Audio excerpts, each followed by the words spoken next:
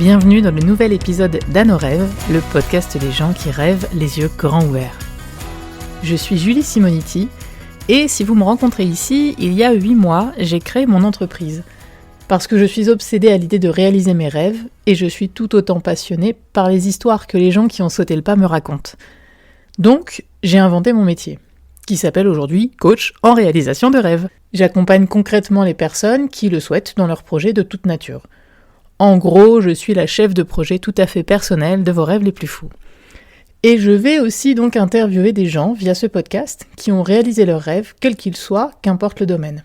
Depuis la création d'Anno Rêve en mai 2024, j'ai enregistré 20 épisodes avec des personnalités fortes et hautes en couleurs. J'utilise à peu près toujours la même trame de questions pour retracer leur progression jusqu'à l'atteinte de leur objectif. En gros, mes questions sont les suivantes. Quel est le rêve que tu as réalisé ? D'où te vient-il ? Quel a été ton déclic pour passer à l'action ? Est-ce que tu avais des peurs avant de te lancer ? Si oui, est-ce qu'elles se sont réalisées ? De quoi tu es le plus fier ? Et enfin, quel conseil tu donnerais à quelqu'un qui voudrait se lancer vers son rêve mais qui n'ose pas pour le moment ? Et à force d'écouter tous ces parcours, j'ai réalisé que certaines grandes catégories de rêves se dégagent. J'en ai listé 5, de façon tout à fait arbitraire, et il est sûr que certains des rêves se trouvent à cheval sur plusieurs catégories. Mais voici tout de même le fruit de ma réflexion. Alors d'abord, il y a les rêves de voyage, d'ouverture, de découverte du monde, de paysage, de culture. Ensuite, il y a les rêves plus intérieurs, qui relèvent de l'introspection et de la compréhension de soi. Et puis il y a aussi les rêves professionnels, que ce soit de reconversion ou de création d'entreprise. Il y a encore les rêves en lien avec les rapports humains, le vivre ensemble et la transmission des connaissances ou les soins en général. Et enfin, pour terminer, il y a les rêves qui poursuivent de grandes causes, qui visent à bénéficier à l'humanité et à la planète. Je vous propose donc de revenir sur les moments forts des épisodes publiés l'année dernière, mais cette fois-ci par catégorie. Le thème de cet épisode sera les rêves de voyage.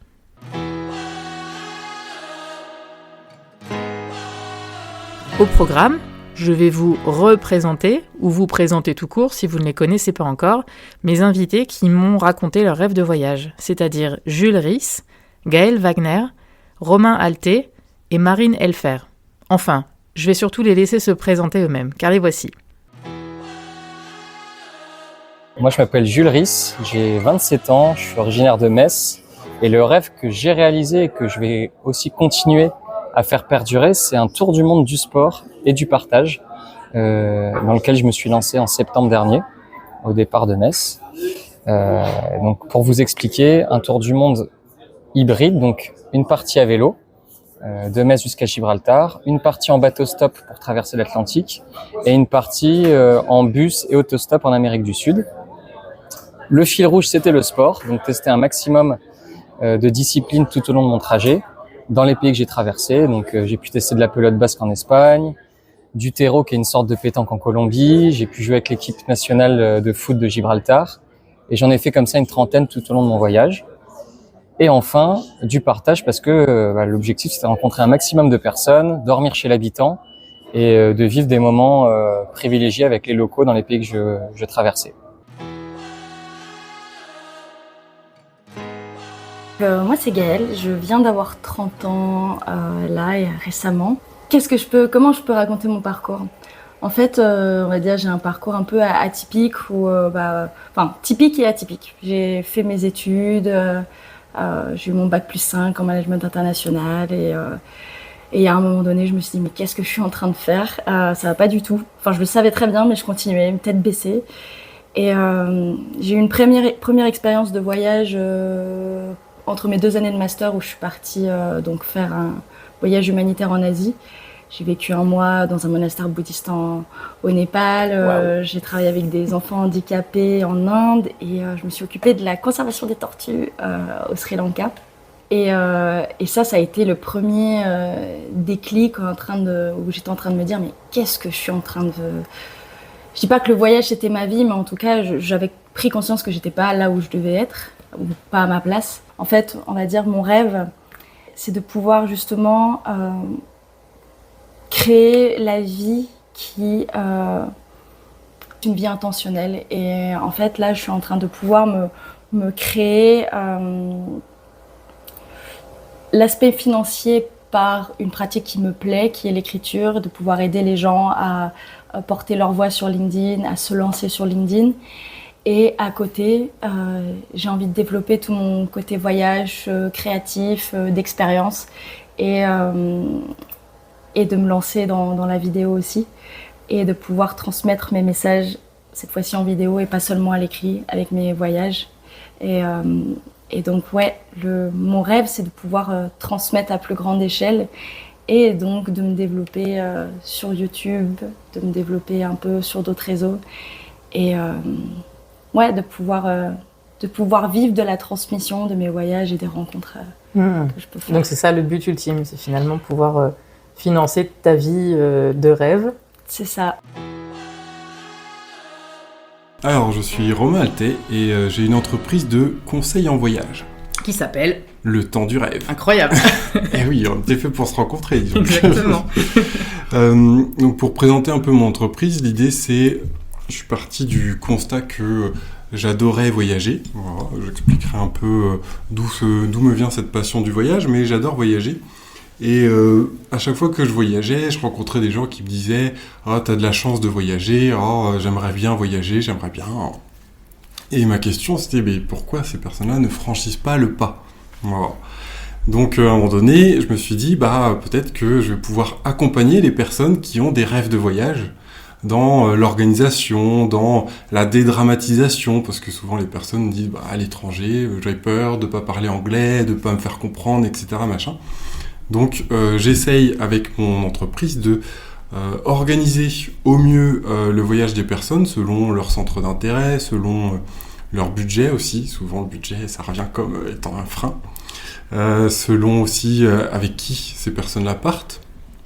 C'est pas le même voyage si on part entre amis que avec son compagnon, sa compagnonne. Sa compagne ? Ouais, sa compagne, pardon. Je crois que les deux se disent. Ouais. Donc j'essaye vraiment de m'adapter à la personne et de rassurer cette personne-là en lui faisant du coup bénéficier de mon expérience de voyageur et tous les conseils que je peux lui apporter de manière pratico-pratique. Je suis rédactrice exploratrice. Je suis marine et je voyage. Je suis partie en voyage il y a bientôt 5 ans, fin 2019. Et en fait, mon rêve, c'est de faire le tour de la planète.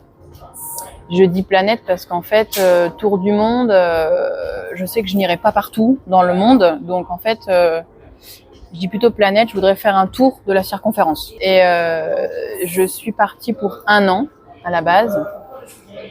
Et je pensais reprendre ma vie d'avant. Enfin voilà, c'était vraiment une parenthèse d'1 an pour faire ce tour. Et finalement, y a eu le Covid. Le Covid, ouais. J'ai pas entendu parler, je connais pas. Je l'ai vécu aussi d'assez loin parce qu'en fait, je suis pas rentrée en France. Ça faisait seulement 3-4 mois que je voyageais. Et donc, il était hors de question pour moi de rentrer. Donc, je suis restée là où j'étais en Colombie. Je suis restée là-bas et je pensais que ça allait durer quelques mois, comme tout le monde.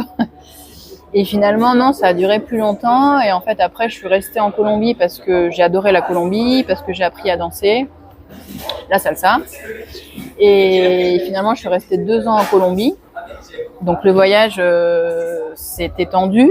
Et donc, j'ai passé en tout 5 ans en Amérique latine. Donc, Amérique centrale, Amérique du Sud. Et j'ai toujours cette envie de faire le tour de la planète. Donc, du coup, je pars a priori vers l'Océanie, Nouvelle-Zélande, Australie. Et ensuite, j'aimerais remonter en Asie du Sud-Est, jusqu'en Inde, où j'aimerais beaucoup aller. Et j'aimerais bien aussi voir les pyramides d'Égypte. Voilà. Et donc, mon point final, ce serait devant les pyramides d'Égypte.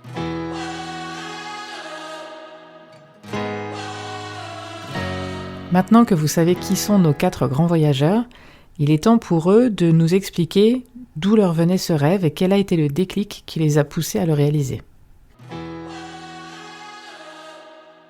Il y avait toujours depuis longtemps, depuis mes 16-17 ans, une envie forte de voyager et de faire un voyage long terme, on va dire, sur plusieurs mois, plusieurs années. mais jamais eu l'occasion, finir mon bac, finir mes études, avoir mon CDI. Et en fait, à chaque fois, j'étais pris dans la course là d'études CDI et j'avais mis de côté cette petite flamme, on va dire.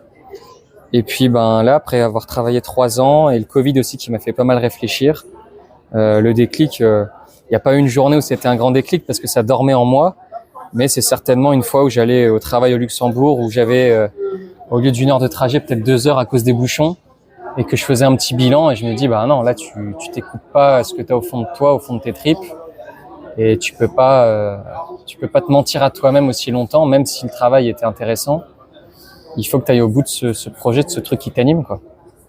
Et j'avais pas envie de faire un voyage seulement pour voyager. J'avais envie de faire un voyage avec un projet, un fil rouge, un objectif. Donc là, j'ai juste écrit en fait ce que j'aimais dans la vie. C'est assez binaire, hein. C'est le sport, le voyage, les rencontres. Donc 3 piliers, quoi. Et ça s'est créé assez facilement en écrivant ça sur un papier, quoi, de faire un tour du monde du sport et du partage. De fil en aiguille, donc je suis rentrée un petit peu dans le métro boulot dodo parisien. J'avais mon appartement, j'étais en couple, je vivais à Paris, j'avais une belle bande d'amis. Et c'est toujours le cas, mais voilà, tout paraissait parfait, mais pourtant j'étais pas bien. Et un jour, on va dire août 2022, je me sépare et c'est là que j'ai donc ce deuxième déclic, j'ai envie de dire, où là je décide de voyager, mais pas voyager, juste je pars et je vois ce qui se passe, les gens que je rencontre sur ma route, les choses qu'on me propose, et c'est là que j'ai commencé à vivre un peu tout. J'ai commencé par faire du woofing dans une ferme à Nantes. Je me suis retrouvée avec des anarchistes. C'était super drôle.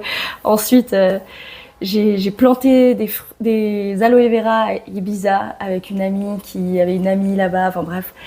Puis du coup, de fil en aiguille, j'ai vécu en Espagne. J'ai fait travailler dans une auberge de jeunesse. J'ai appris l'espagnol. Après, j'ai voulu m'acheter un van. Donc du coup, j'ai acheté un van. Je suis revenue en France. Puis je suis redescendue. J'ai fait la traversée du Maroc.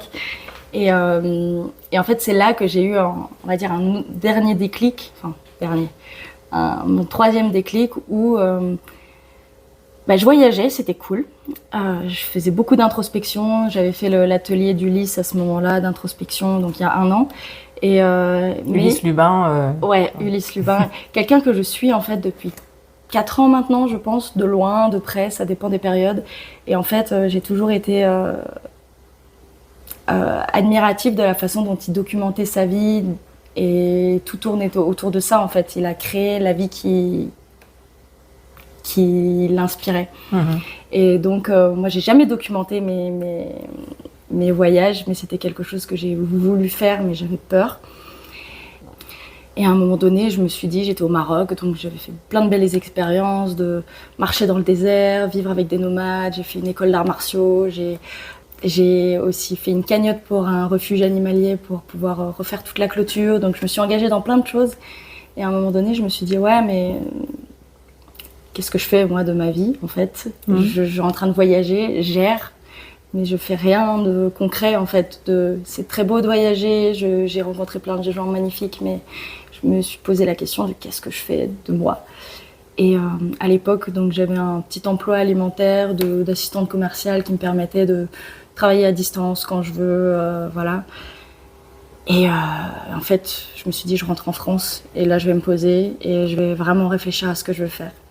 Et dans la même période, en fait, il y a quelqu'un qui m'a dit, Gaëlle, tu connais Ulysse Lubin? Tu me fais penser à lui dans ce que tu fais. Et là, je me dis, oui, tiens, qu'est-ce qu'il fait en ce moment? Et là, je vois Challenge de l'explorateur. Donc là, c'est récent, puisque c'était début juillet récent, 2024. Ouais. Exactement, je suis rentrée du Maroc fin avril.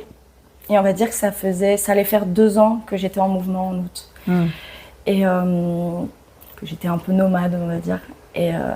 Et donc, je suis rentrée pour m'ancrer un petit peu. Le challenge qui arrive sur ma route, et je me dis, c'est le moment de me lancer sur LinkedIn. Et en fait, de là, ça a créé tout un engrenage. J'ai fait énormément de rencontres. Ça a commencé à vraiment me plaire d'écrire. J'ai plein de gens qui venaient aussi me voir en me disant « Gaëlle, tu peux m'aider à faire ça? Est-ce que tu peux ?» Et en fait, je me suis prise un peu au jeu. Et je me retrouve à me lancer en fait en tant que ghostwriter. J'y réfléchissais la dernière fois, je pense que je l'ai toujours eu. Le rêve de voyage ou le conseil en voyage? Ah, le rêve de voyage d'abord, dans Ouais. un premier temps. Ouais. Je pense que je l'ai toujours eu parce que j'ai quelques souvenirs de mon enfance. Genre, en CM1 ou CM2, un exposé que je devais faire, j'avais choisi l'Irlande. Pourquoi l'Irlande, je ne sais pas, mais j'ai le souvenir de moi qui, comme je dessine plutôt pas mal, qui fait tous les contours de la carte de l'Irlande. Et vraiment, c'est un beau souvenir que j'ai de juste faire une carte d'un pays que je ne connaissais pas et faire un exposé sur un pays que je ne connaissais pas. Depuis, j'y suis allé en Irlande quand même. Voilà. Et alors, t'as pas été trop déçu? C'est bon, les Irlandais étaient à la hauteur de tes espérances? Oui, ça va. Bon, j'ai dû le faire en 2 fois pour vraiment profiter, mais oui, ça a été. Et par exemple, j'ai choisi d'apprendre espagnol en 4e parce que mon argument, c'était pas que c'était plus facile à apprendre que l'allemand, mais plutôt que avec l'espagnol, on pouvait voyager dans tous les pays d'Amérique du Sud et en Espagne. Et pourquoi, du coup, cette entreprise de conseil en voyage, donc je l'ai dit pour aider les gens à réaliser leurs rêves de voyage, mais aussi parce que, à un moment donné, je me retrouvais plus forcément trop dans le travail que je faisais. Voilà. J'avais vraiment cette passion du voyage et j'étais finalement contraint par ce statut de salarié où je n'avais que 5 semaines de congés payés par an et 5 semaines, c'était pas assez pour vivre de ma passion du voyage. Donc à un moment donné, je me suis dit, il faut se libérer de ce statut de salarié-là qui est trop contraignant pour moi. Et du coup, avec une plus grande liberté, me mettre à pleinement vivre de ma passion du voyage et créer cette entreprise-là. Plusieurs mois, voire plusieurs années avant de quitter mon emploi, je me renseignais sur les blogs de voyage, je suivais plusieurs chaînes YouTube, enfin j'étais beaucoup inspiré par des blogueurs de voyage, mais aussi par des digital nomades. Voilà. Donc je m'imprégnais beaucoup de cette vie-là. Et alors le déclic, le principal, ça a été quand je me suis rendu compte que mes supérieurs hiérarchiques ne me soutenaient pas autant que je le voudrais.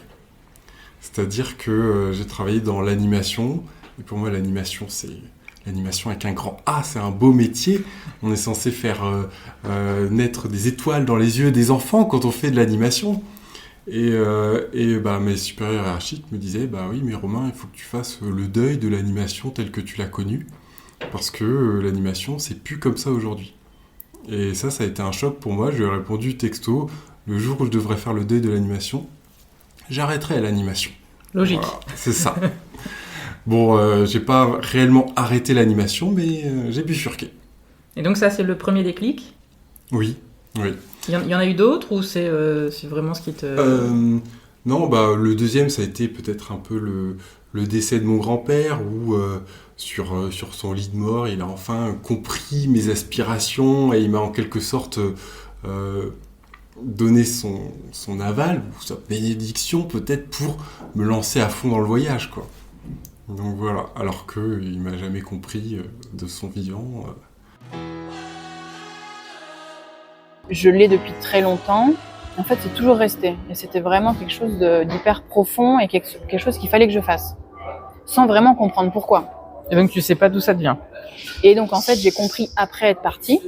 Parce que pendant le voyage, j'ai vécu des expériences spirituelles, des choses qui m'ont sorti de ma zone de confort, qui m'ont permis de lâcher prise et de comprendre des choses sur ce qui m'anime. Et en fait, j'ai pu me connecter à ma petite fille intérieure, notamment grâce à la danse. C'était une thérapie formidable. Et en fait, j'ai compris que c'est ma petite fille qui veut voyager. En fait, c'est un rêve de petite fille. Et en fait, l'adulte que je suis accompagne ma petite fille intérieure. Donc voilà, on fait équipe en fait toutes les deux. Et en fait, j'ai pu faire ça qu'à 30 ans parce qu'il fallait quand même une adulte pour aller avec la petite fille, tu vois. Donc en fait, c'est quand j'ai eu 30 ans où je me suis dit, là, c'est maintenant.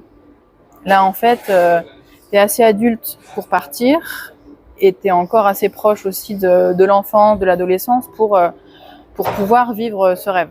Donc en fait, j'ai vraiment l'impression que c'est la petite fille qui me guide, quoi. Mhm. Et qui me dit, là encore, 5 ans après, je veux continuer.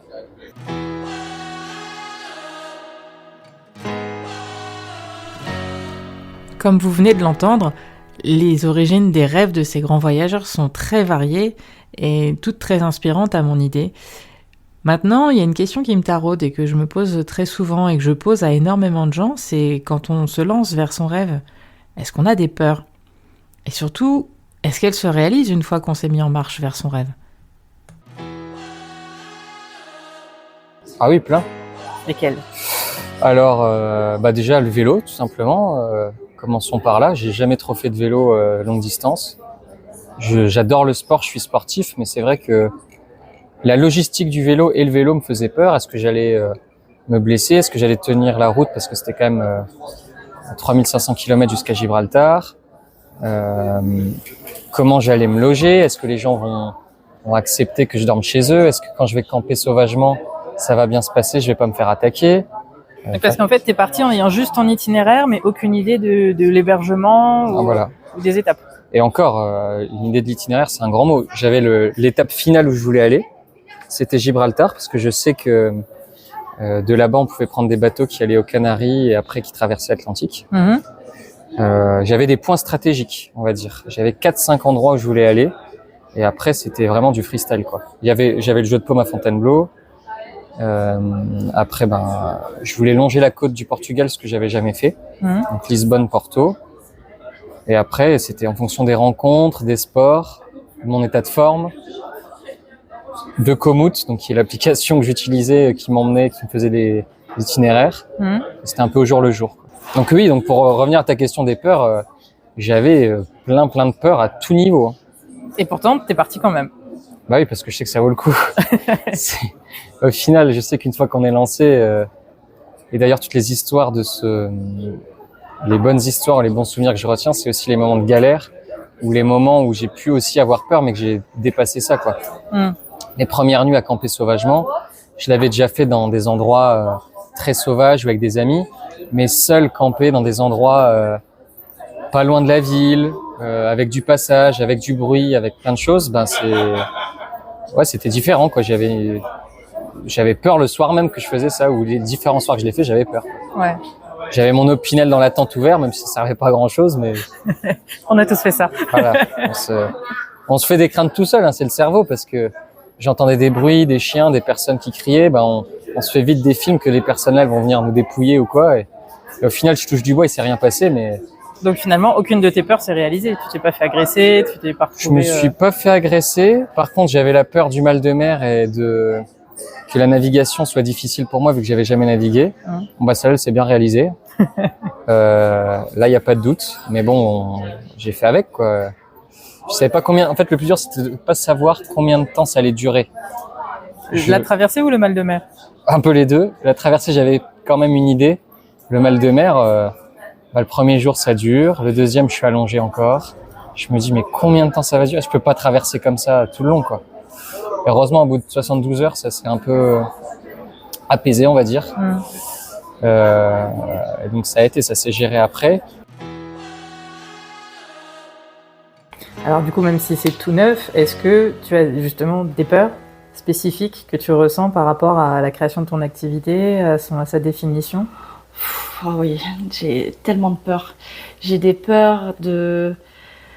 Il y a toujours ce syndrome de l'imposteur qui est là, alors que finalement, c'est en faisant qu'on apprend. Et je sais que faut que je me lance, sinon je me lancerai jamais, parce que je réfléchis trop. Mais j'ai super peur de mal faire, peur de me planter, peur du regard des autres. J'ai peur de... Et puis je vais me planter, je le sais en fait, c'est ça, de tous les cas. C'est ce que j'étais en train de me dire, parce que j'ai déjà interviewé quelques entrepreneurs avant l'été, et ils viennent tous à la même conclusion, c'est que pour apprendre, il faut échouer. Ouais, c'est ça. Si tu te plantes pas, t'apprends pas, de toute façon. Exactement. Donc ouais, j'ai tous ces peurs de base, on va dire, quand on se lance, mais à côté, l'expérience est tellement riche. Et c'est pas des peurs qui te paralysent ? Ça me paralysait. Là, en ce moment, ça me paralyse pas. Parce que je me suis ouverte à plein de gens entrepreneurs qui m'apportent leur retour, leur expérience, etc., qui fait que finalement, on n'est pas seul. Il y a des vagues encore, où des fois je suis complètement pétrifiée, je me dis non, mais pourquoi je suis en train de faire ça, j'arrête, c'est nul, et puis de toute façon ce que j'écris ça plaît pas, et puis j'ai plus d'inspi, et voilà, la comédie. Et après je discutais avec quelqu'un, il me dit mais Gaëlle, c'est normal, t'inquiète, c'est le process, et finalement hop, ça revient. Donc vraiment, échanger ça change beaucoup, de pas rester seul dans sa bulle en pensant qu'il y a que nous qui vivons ça, c'est primordial de parler aux autres. Ouais. Je pense pas... Enfin, la peur que ça marche pas. Forcément. Ça peut jouer. Mais après, non, j'avais pas plus de peur que ça. Alors comment je m'y suis pris ?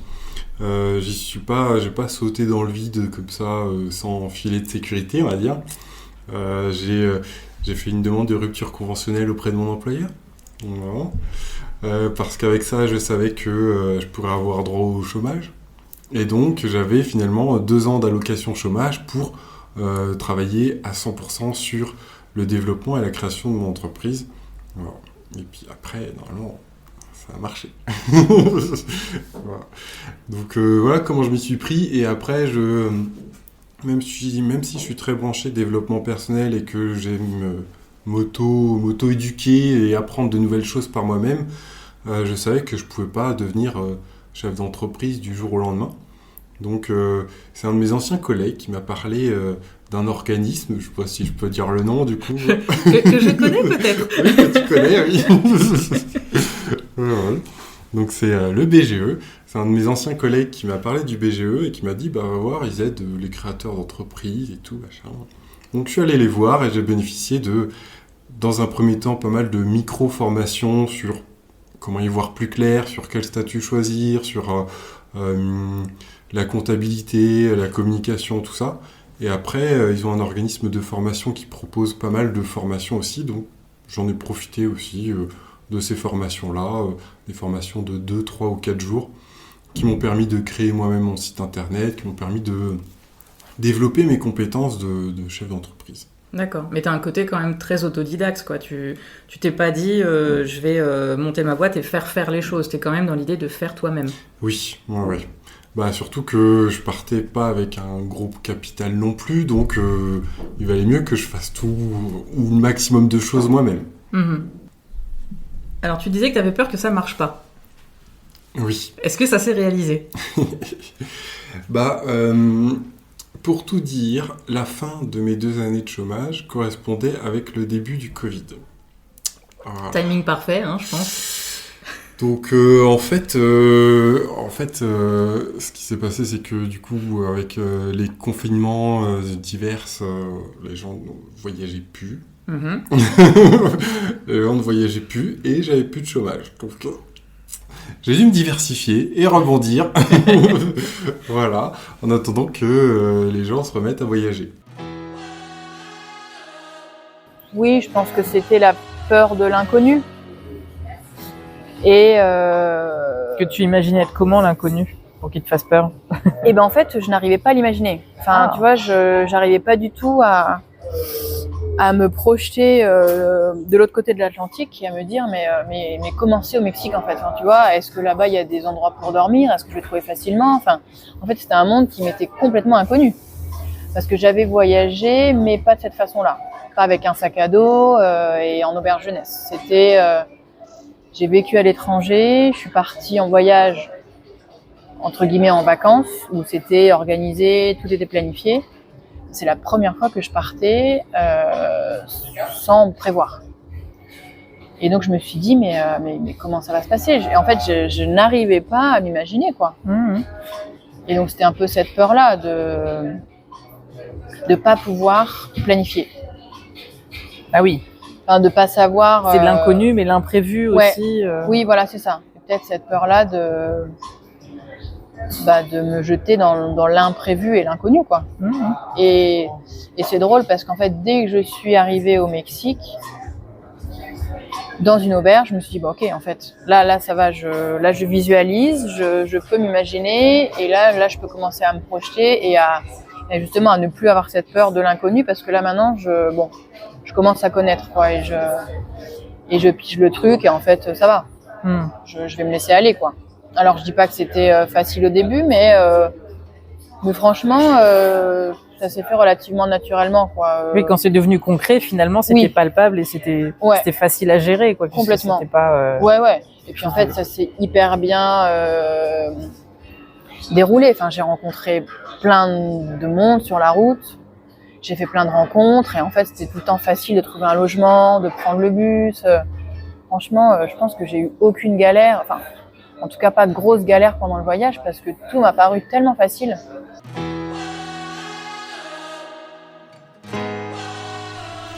Une fois le stade de la peur franchi et le cap du passage à l'action accompli, se pose la question du retour, de la réflexion sur ce qu'on a vécu.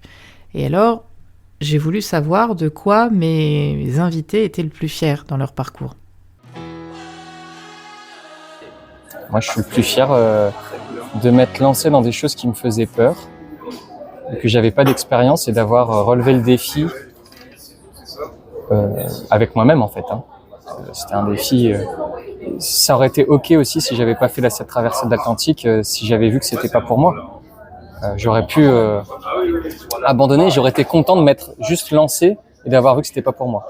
Donc ça, c'est ce dont je suis le plus fier du voyage, c'est les rencontres que j'ai faites. Mais c'est là, elles découlent du fait d'avoir franchi le pas. Ouais, c'est une condition sine qua non. Il fallait que tu te lances pour pouvoir faire ces rencontres-là. Voilà, donc si tu me demandes personnellement ce dont je suis le plus fier, c'est de m'être lancé et d'avoir affronté les peurs que j'avais. Je pense surtout à la navigation, l'organisation, un peu l'inconnu de mon voyage. Et après, ce qui m'a rendu le plus heureux et le plus fier aujourd'hui, c'est les gens que j'ai rencontrés, les liens que j'ai tissés, les rencontres et les sports que j'ai testés. Je pense que ma plus grande fierté là, c'est d'avoir ça fait quand même 4 ans que j'ai envie de me lancer dans le fait de parler de mes voyages, de parler de mes expériences, de me mettre en avant sur une plateforme. Ça me faisait flipper et là je l'ai fait. Et ça pour moi c'est le plus gros pas en avant que j'aurais pu faire toutes ces années à se dire j'ai envie et je le fais pas. Donc ouais, je pense que c'est ça ma plus grande fierté, d'avoir osé le faire, d'avoir publié pour la première fois. Juste le premier publié. De cliquer. Là, tu trembles un peu, tu dis mon Dieu, on va me jeter des cailloux dans la rue, c'est pas possible. C'est ça. Tu fais ton petit post, tu sais pas trop à quoi ça va ressembler et là tu fais publier. Oh, ouais, c'est ça ma plus grande fierté. D'avoir appuyé sur publier et de tout ce que ça m'a apporté à côté de ouais, juste un simple post qui a fonctionné où il y a eu des retours qui ont fait que j'ai voulu faire plus, ça m'a créé une organisation, ça m'a créé l'envie de rencontrer des gens, ça m'a fait tout cet engrenage. Donc ouais, de m'être lancée sur LinkedIn, c'est ma plus grande fierté. Après voilà, il y a des fiertés plus autres que j'ai eues pendant mes voyages. Notamment quand j'ai réussi à réunir 800 € pour un refuge animalier, moi qui n'ai pas de communauté, qui ai personne, j'ai juste voulu créer une cagnotte pour engager un peu les gens que je connaissais pour mon voyage et ce refuge, et ça avait fonctionné. Donc ça c'est quelque chose dont je suis très fière aussi et je me dis waouh, mais j'ai envie de faire plus. Donc c'est pour ça qu'il y a tout le côté entrepreneurial qui je retombe sur ça, c'est que j'ai toujours été frustrée en voyage de ne pas réussir à pouvoir apporter mon aide financière dans des projets humanitaires. Et il y a aussi toute cette dimension-là qui ressort de vouloir de pouvoir être plus stable financièrement pour pouvoir avoir aussi plus d'impact dans du social, dans mes voyages, dans l'humanitaire. Je dirais que je suis fier de pouvoir aligner, je dirais, mes activités professionnelles avec mes valeurs. Alors, je porte des valeurs haut et fort et mon activité professionnelle me permet de vivre ces valeurs, de les transmettre et je sais que c'est pas donné à tout le monde. Alors, il y a des fois on a un travail qui correspond pas forcément avec nos valeurs et du coup on y va parce qu'il faut bien gagner sa vie, mais voilà, du coup je suis content de voir que je peux avoir des activités professionnelles qui correspondent à mes valeurs. Et alors la question à 1 000 €, pourquoi d'après toi c'est important de faire un travail qui est aligné avec ses valeurs ? Pourquoi tu peux pas te passer de ça ? Bah là je citerai Gandhi. Rien que ça. Ouais, parce que c'est une phrase que Gandhi, enfin il y a une autre personne aussi que je cite souvent, mais en tout cas lui il a dit une chose que je me répète souvent, c'est alors je vais peut-être le paraphraser, j'ai plus exactement les mots en tête, mais le secret, enfin pour être heureux, il faut être aligné entre ce qu'on dit, ce qu'on fait et ce qu'on pense. Voilà. C'est-à-dire que ce que je fais, c'est au quotidien. Voilà, comment je tiens, quelle activité professionnelle je fais, comment j'organise ma vie, etc. Ce que je dis, c'est ce que je vais défendre oralement et ce que je pense. Et je pense que si j'arrive, je me dis souvent qu'il faut que j'essaie d'être aligné entre les trois. Parce que souvent, il y a des gens qui, par exemple, ont un certain discours, mais dans les faits, ils n'ont pas du tout ce discours-là en application. Et je pense que ça peut créer une certaine distorsion, je dirais, une certaine incohérence qui, au final, à terme, se ressent sur le psychique. Oui, je pars dans de la psychologie. Ça me dérange pas du tout. Mais je prends un exemple. L'une de mes valeurs, c'est la protection de l'environnement. Voilà, c'est ce que je pense, c'est ce que je dis. Voilà, dans mes discours, les gens qui me connaissent voient que c'est quelque chose dont je parle. Et c'est ce que je fais à travers des petites actions. Par exemple, j'ai converti ma voiture au bioéthanol. Bon, c'est toujours ça. J'essaie de faire attention quand je trie mes déchets. Là, ça se voit pas, mais j'essaye d'être le plus minimaliste possible, c'est-à-dire avoir le moins de meubles qui finalement soit finissent en recyclerie, ce qui est une bonne chose, soit ne sont pas utiles, donc ça sert à rien de les acheter. Voilà, j'essaye par des petites actions d'être en accord avec ce que je dis et ce que je pense. Et je pense que c'est ça qui me rend le plus fier.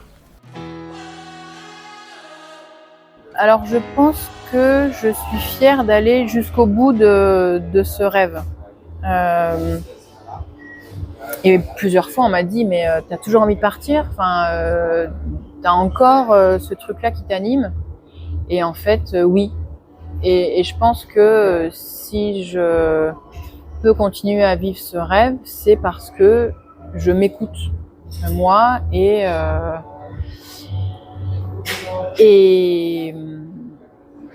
même si c'est en fait hyper en marge de la société, parce que de nos jours c'est quand même beaucoup des chemins de vie classiques avec un boulot physique, même si évidemment on est en train de casser un peu tous les codes, mais ma vie est clairement en marge de la société, en tout cas de la majorité des gens. Donc en fait j'aurais pu tomber 10 fois dans le piège entre guillemets de me dire là en fait là c'est bon, là j'ai 34 ans, il est temps de me poser entre guillemets, tu vois, j'aurais pu tomber là-dedans. Et non, en fait, je me dis, en fait, j'ai pas envie de ça maintenant et j'ai envie de continuer ce tour de la planète. Donc en fait, je m'écoute et Pour pas le regretter après. Ouais, voilà, c'est ça. Hein. Donc j'avoue que c'est une petite fierté de me dire, je continue ma route parce que je sais qu'en fait, c'est la bonne pour moi, quoi.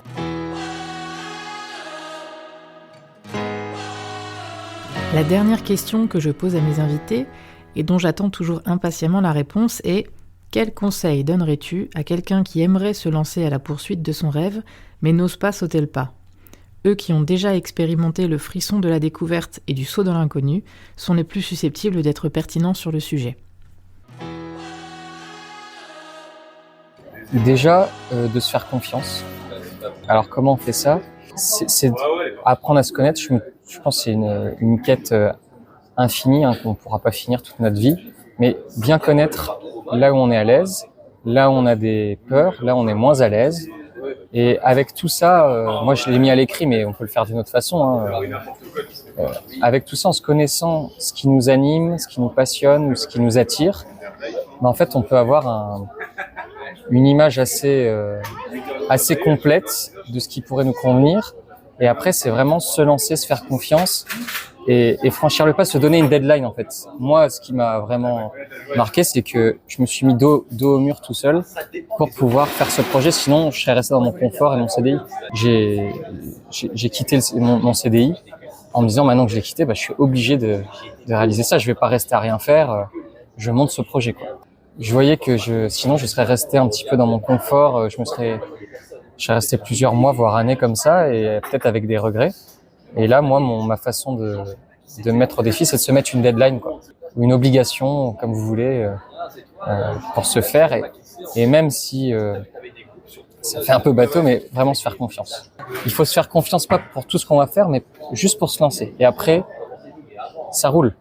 Il y avait des limites à ne pas dépasser, des zones de confort à dépasser et une zone de confort où on est bien pour se ressourcer. En gros, c'est les 3 zones que j'avais fixées. C'est très méthodique hein, quand même. Mais là, je suis en train, au moment où on parle, je suis en train de te dire les méthodes, mais c'était pas du tout méthodique comme je l'ai fait. Je me suis pas fait un papier avec zone de confort, zone machin, mais là, en gros, c'était comme ça. Ouais. C'est ce que ça m'a permis de sortir de ce que j'ai écrit.